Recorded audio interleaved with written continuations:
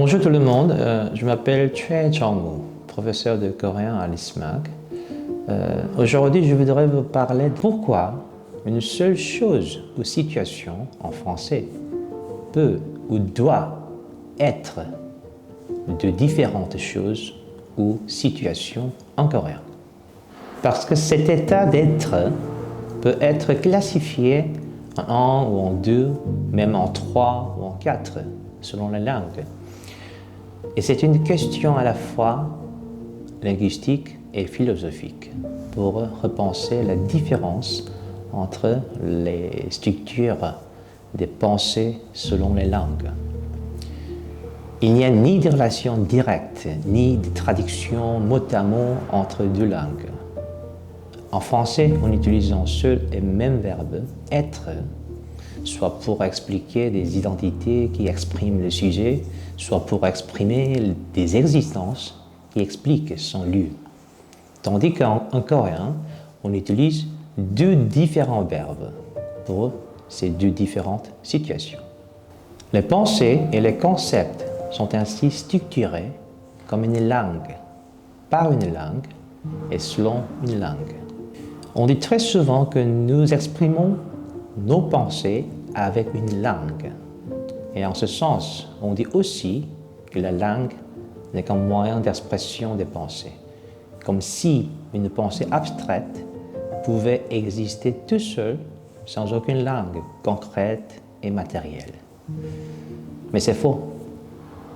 Ce qui est sûr pour nous, c'est qu'on ne peut même pas avoir des idées ou des pensées sans langue.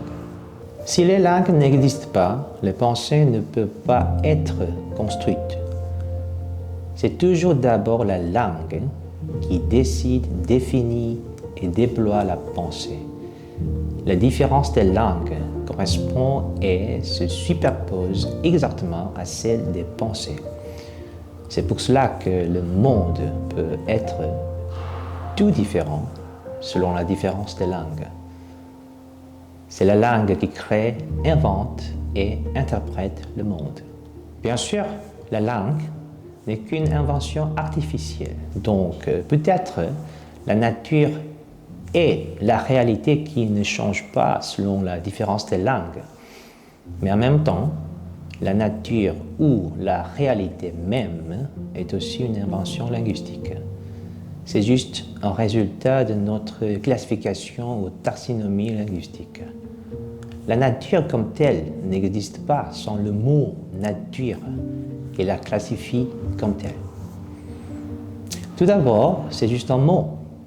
C'est un concept de pensée dans la mesure où cette pensée ne peut être construite que par la langue.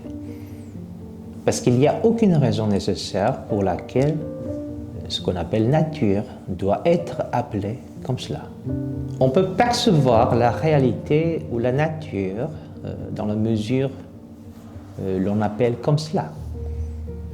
C'est la langue qui classifie et différencie les réalités diverses et possibles. De même, il n'y a aucune raison pour laquelle on doit utiliser un seul verbe être ou deux différents verbes ida et ita pour la même situation. Parce que la réalité de cette situation est un concept différemment composé par la différence des langues. On définit et exprime une seule situation avec un seul verbe en français et deux différentes situations avec deux verbes en coréen. C'est tout.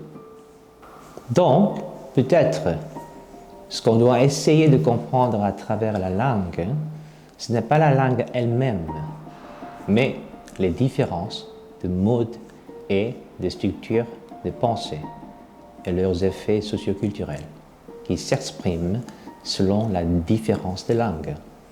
Il n'y a pas de correspondance parfaite entre les langues, mais il n'y a que leur système de différence. Donc, la compréhension des langues est tout d'abord celle de cette différence. Merci beaucoup. 감사합니다. Et prenez soin de vous. 건강하세요. À bientôt. À la prochaine vidéo.